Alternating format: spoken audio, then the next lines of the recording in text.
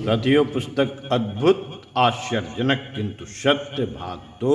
लेखक ब्रह्मवर्चस, प्रकाशक युग निर्माण योजना विस्तार ट्रस्ट, गायत्री तपोभूमि मथुरा 281003। पृष्ठ 12 से पढ़कर सुनाते हैं। आत्मीय जनों से अनुरोध एवं उन्हें आश्वासन। साथियों, साधना से उपलब्ध अतिरिक्त सामर्थ्य को विश्व के मूर्धन्य वर्गों को हिलाने उल्टने में लगाने का हमारा मन है। अच्छा होता सुई और धागे को आपस में पिरो देने वाला कोई सूत्र मिल जाता, अन्यथा सर्वथा परिचित रहने की स्थिति में तारतम्य बैठने में कठिनाई होगी। मूर्धन्यों में सत्ताधीश, धनाध्यक्ष, वैज्ञानिक और मनुष्य वर्ग का उल्लेख है। यह सर्वोच्च स्तर के भी होंगे और सामान्य स्तर के भी। सर्वोच्च स्तर वालों की सूक्ष्मता जहां पैनी होती है, वहां वे अहंकारी और आग्रही भी कम नहीं होते। इसलिए मात्र उच्च वर्ग तक ही अपने को सीमित न रखकर हम इन चारों मध्यम वृत्त के लोगों को भी अपनी पकड़ में ले रहे हैं, ताकि बात नीचे से उठते उठते ऊपर तक पहुंचने का भी कोई सिलसिला बने। दूसरा वर्ग जागृत आत्माओं का है। इसका उत्पादन सदा से भारत मूव में अधिक होता रहा है।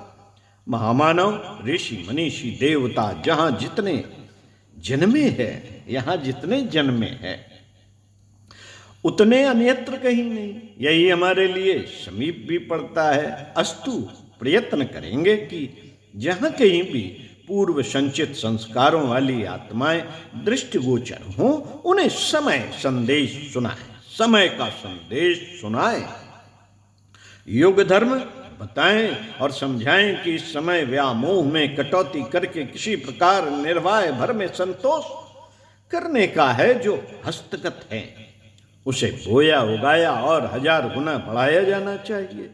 हम अकेले ही उगें, बढ़ें और गलकर समाप्त हो जाएं तो यह एक दुर्घटना होगी। यह एक दुर्घटना होगी। 1 से 1000 वाली बात सोची और कही जा रही है तो उसकी प्रत्यक्ष परिणति भी वैसी ही होनी चाहिए। प्रज्ञा परिवार बड़ा है, फिर भारत भूमि की उर्वरता कम नहीं। इसके अतिरिक्त अपनी योजना विश्वव्यापी है। उसकी परिधि में अकेला भारत ही नहीं, समूचा संसार भी आता है। अस्तु, प्रयत्न यह चला कि विचार क्रांति की प्रक्रिया को परिस्थितियों के अनुरूप व्यापक बनाने के लिए जागृत आत्माओं का समुदाय हर क्षेत्र में, हर देश में मिले। कार्य पद्धतियां क्षेत्रीय वातावरण के अनुरूप बनती रहेंगी, पर लक्ष्य एक ही रहेगा, ब्रेन वॉशिंग, विचार परिवर्तन, प्रज्ञा अभियान। हम तीर की तरह सनसनाते हुए ही लक्ष्य तक पहुंचने का प्रयत्न करेंगे। जिनमें इस प्रकार की जीवटता होगी, वे अनुभव करेंगे कि उन्हें कोई कौंचता, कुरेदता, झिकझोरता, घसीटता और बाधित करता है। यूं ऐसे लोग समय की पुकार का अंतरात्मा की प्रेरणा से भी जग पड़ते हैं। ब्रह्म मुहूर्त में मुर्गा बांग लगाने के लिए उठ खड़ा होता है तो कोई कारण नहीं कि जिनमें प्राण चेतना विद्यमान है वे महाकाल का आमंत्रण न सुने और पेट प्रजनन की आड़ में व्यस्तता और अभावग्रस्तता को ही बहानेबाजी करते रहें। समय की पुकार और हमारी मनोहार का संयुक्त प्रभाव कुछ भी न पड़े, ऐसा हो नहीं सकता, ऐसा हो नहीं सकता। विश्वास किया गया है कि इस स्तर का एक शानदार वर्ग उभर कर ऊपर आएगा और सामने ही कटिबद्ध खड़ा दृष्टि गोचर होगा। तीसरा वर्ग प्रज्ञा परिवार का है। इसमें हमारा व्यक्तिगत लगाव है, इसमें हमारा व्यक्तिगत लगाव है। लंबे समय से जिस जिस बहाने साथ साथ रहने के कारण घनिष्ठता ऐसी और इतनी बढ़ गई है कि उसका समापन किसी भी प्रकार हो सकना संभव नहीं। इसके कई कारण हैं। प्रथम यह कि हमें अनेक जन्मों का स्मरण है, लोगों को नहीं। जिनके साथ पूर्व जन्मों में सघन संबंध रहे हैं उन्हें संयोगवश या प्रयत्न पूर्वक हमने परिजनों के रूप में एकत्रित कर लिया है, और वे जिस तिस कारण हमारे इर्द गिर्द जमा हो गए हैं उन्हें अखंड ज्योति अपने आंचल में समेटे बटोर रही है। संगठन के नाम पर चलने वाले रचनात्मक कार्यक्रम भी इस संदर्भ में आकर्षण उत्पन्न करते रहे हैं। इसके अतिरिक्त बच्चों और अभिभावकों के बीच जो सहज वात्सल्य भरा आदान प्रदान रहता है वह भी चलता रहा है। बच्चे सहज स्वभाव अभिभावकों से कुछ चाहते हैं, भले ही मुंह खोल कर मांगे नहीं अथवा भाव भंगिमा से प्रकट करते रहें, बच्चों की आकांक्षा बड़ी चढ़ी होती है। भले ही वह उपयोगी हो या अनुपयोगी, आवश्यक हो या अनावश्यक, दे दिलाकर ही उन्हें चुप कराया जाता है। उनमें इतनी समझ होती नहीं कि पैसा व्यर्थ जाने और वस्तु किसी काम न आने का तर्क उनके गले उतारा जा सके। बच्चों और अभिभावकों के बीच यह दुलाल भरी खींचतान तब तक चलती रहती है जब तक वे परिपक्व नहीं हो जाते और उपयोगिता अनुपयोगिता का अंतर नहीं समझने लगते। हमारे साथ एक रिश्ता परिजनों का यह भी चलता रहा, मान्यता सो मान्यता, मान्यता सो मान्यता, आदत सो आदत, प्रत्यक्ष रिश्तेदारी न सही, पूर्व संचित सघनता का दबाव सही। एक ऐसा सघन सूत्र हम लोगों के बीच विद्यमान है जो विचार विनिमय संपर्क सानिध्य तक ही सीमित नहीं रहता, कुछ ऐसा भी चाहता है कि अधिक प्रसन्नता का कोई साधन कोई अवसर हाथ लगे।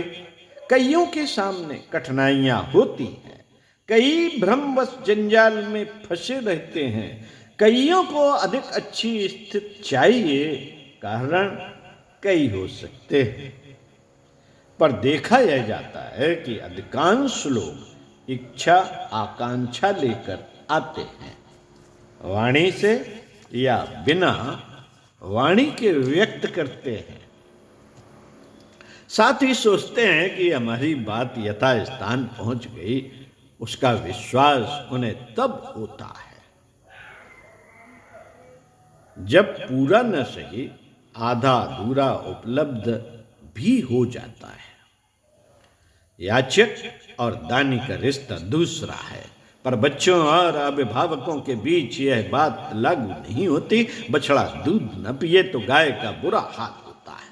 मात्र गाय के बछड़े को गाय ही बछड़े को नहीं देती, बछड़ा भी गाय को देता है। यदि ऐसा न होता तो कोई अभिभावक बच्चे जनने और उनके लालन पालन में समय लगाने पैसा खर्च करने का झंझट मोल न लेता। कहने को गायत्री परिवार प्रज्ञा परिवार आदि नाम रखे गए हैं और उनकी सदस्यता का रजिस्टर तथा समयदान अंशदान का अनुबंध भी है, पर वास्तविकता दूसरी ही है जिसे हम सब भली बात अनुभव भी करते हैं। वह वहाँ है जन्म जन्मांतरों से संग्रहित आत्मीयता, जिसके पीछे जुड़ी हुई अनेकानेक गुदगुदी उत्पन्न करने वाली घटनाएं हमें स्मरण है। परिजन उन्हें स्मरण न रख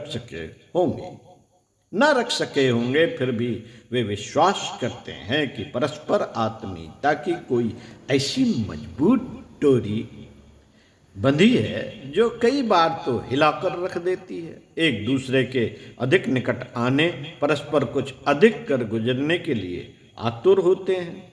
यह कल्पना नहीं वास्तविकता है।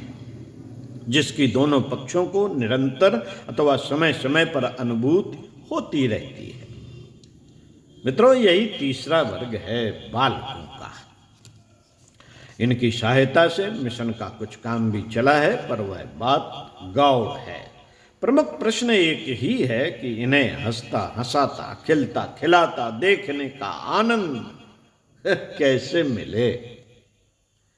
अब तक भेंट, परामर्श, सत्संग, सुविधा, सानिध्य से भी इस भाव संवेदना की तुष्ट होती थी, पर अब तो नियत ने वह सुविधा भी हाथ से छीन ली। अब परस्पर भेंट मिलन का अध्याय ही समाप्त होता जा रहा है। इसमें समय की कमी या कोई व्यवस्था संबंधी कठिनाई कारण नहीं, बस इतनी भर है कि इससे सूक्ष्मीकरण में बाधा पड़ती है, चित्त भटकता है और जिस स्तर का अंतराल पर दबाव पड़ना चाहिए वह बिखर जाता है। फलता उस लक्ष्य की पूर्ति में बाधा पड़ती है जिसके साथ समस्त मनुष्य समुदाय का भाग्य भविष्य जुड़ा हुआ है। अपने निज की मुक्ति, सिद्धि या स्वर्ग उत्कर्ष जैसा कारण रहा होता तो उसे आगे कभी के लिए टाला जा सकता था, पर समय तो ऐसा विकट है जो एक क्षण की भी छूट नहीं देता। ईमानदार सिपाही की तरह मोर्चा संभालने के अतिरिक्त और कोई विकल्प नहीं। इसलिए सूक्ष्मीकरण के संदर्भ में परिजनों को हमें अपनी साधना हेतु एकाकी छोड़ देना चाहिए। बच्चों के प्रज्ञा परिजनों के संबंध में चलते चलाते हमारा इतना ही आश्वासन है कि यदि वे अपने भाव संवेदना क्षेत्र को थोड़ा और परिष्कृत कर लें तो निकटता अब की अपेक्षा भी अधिक गहरी अनुभव करने लगेंगे, कारण कि हमारा सूक्ष्म शरीर आगे और भी अधिक प्रखर होकर जिएगा। जहां उसकी आवश्यकता होगी बिना विलंब लगाए पहुंचेगा। कठिनाइयों में सहायता करने और बालकों को ऊंचा उठाने, आगे बढ़ाने की हमारी प्रकृति में राई रत्ती भर भी अंतर नहीं होने जा रहा है। आपके थोड़े प्रयास से वह लाभ पहले की अपेक्षा और भी अधिक मिलता रह सकता है। हमारे गुरुदेव सूक्ष्म शरीर से हिमालय में रहते हैं, हमने निरंतर उनका सानिध्य अनुभव किया है। यूं आंखों से देखने की बात मात्र जीवन भर में 3 बार ही 3 दिन के लिए संभव हुई। भाव सानिध्य में श्रद्धा की उत्कृष्टता रहने से उसकी परिणत एकलव्य के द्रोणाचार्य, मीरा के कृष्ण, राम कृष्ण की काली दर्शन जैसी होती है। हमें भी यह लाभ निरंतर मिलता रहा। जो अपनी भाव संवेदना बढ़ा सकेंगे वे भविष्य में हमारी निकटता अपेक्षाकृत और भी अच्छी तरह अनुभव करते रहेंगे। साथियों, बच्चे बड़ों से कुछ चाहते हैं सो ठीक है, पर बड़े बदले में कुछ न चाहे तो है ऐसी बात भी नहीं। नियत स्थान पर मलमूत्र त्यागने, शिष्टाचार समझने, हंसने हंसाने, वस्तुएं ना बिखेरने देने, पढ़ने जाने जैसी अपेक्षाएं वे भी करते हैं। जितना संभव है उतना तो उन्हें भी करना चाहिए। हमारी अपेक्षाएं भी ऐसी ही हैं।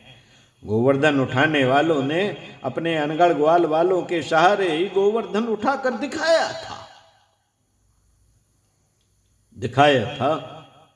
हनुमान की बात किसी ने नहीं सुनी तो अपने सहचर रीछ वानरों को ही समेट लाए। नवनिर्माण के कंधे पर लदे उत्तरदायित्व को वहन करने में हम अकेले ही समर्थ नहीं हो सकते। यह मिलजुल कर संपन्न हो सकने वाला कार्य था। सो समझदारों में से कोई हाथ न लगा तो अपने इसी बाल परिवार को लेकर जुट पड़े और जो कुछ जितना कुछ संभव हो सका करते रहे। अब तक की प्रगति का सार भी यही है। ओम शांति।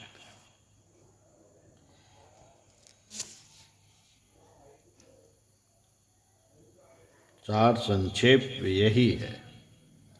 साथियों, बात अगले दिनों की आती है, हमें अपने बच्चों के लिए क्या करना चाहिए। इस कर्तव्य उत्तरदायित्व का सदा ध्यान रहा और जब तक चेतना का अस्तित्व है उसका स्मरण दिलाने योग्य बात एक ही है कि हमारी आकांक्षा और समयदान और अंशदान हमें चाहिए।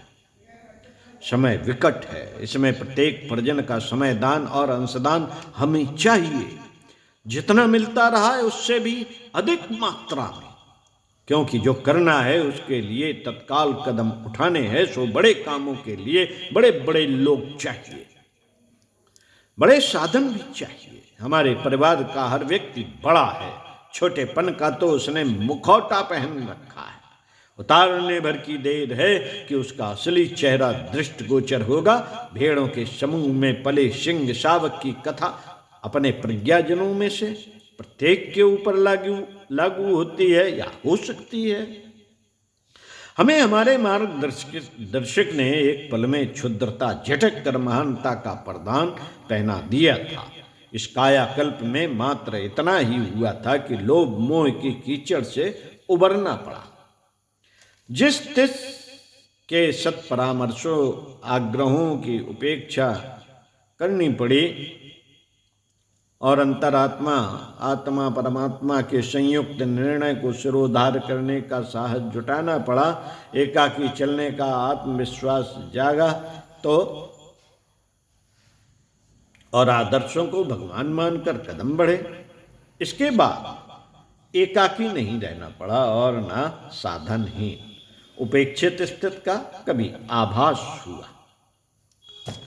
कभी आभास हुआ सत्य का अवलंबन अपनाने भर की देर थी कि असत्य का कुहासा अनायास ही हटता चला गया। हमारा परिजनों से यही अनुरोध है कि हमारी जीवनचर्या को घटनाक्रम की दृष्टि से नहीं वरन पर्यवेक्षक की दृष्टि से पढ़ा जाना चाहिए कि उसमें दैवीय अनुग्रह के अवतरण होने से साधना से सिद्धि वाला प्रसंग जुड़ा या नहीं।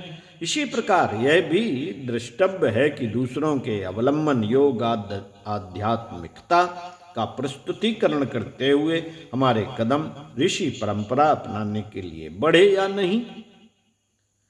जिसे जितनी यथार्थता मिले वह उतनी ही मात्रा में यह अनुमान लगाए कि अध्यात्म विज्ञान का वास्तविक स्वरूप यही है। आंतरिक पवित्रता और बहिरंग की प्रखरता में जो जितना आदर्शवादी समन्वय कर सकेगा वह उन विभूतियों से लाभान्वित रहेगा जो अध्यात्म तत्व ज्ञान एवं क्रिया को आच्छादित नहीं कर पाएगा। वो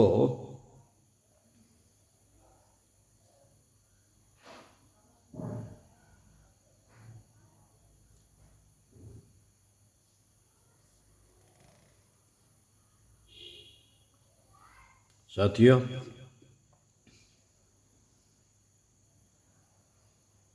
अपने अनन्य आत्मी प्रज्ञा परिजनों में से प्रत्येक के नाम हमारी यही वसीयत और विरासत है कि हमारे जीवन से कुछ सीखें, कदमों की यथार्थता खोजें, सफलता जांचें और जिससे जितना बन पड़े अनुकरण का अनुगमन का प्रयास करें। यह नफे का सौदा है, घाटे का नहीं।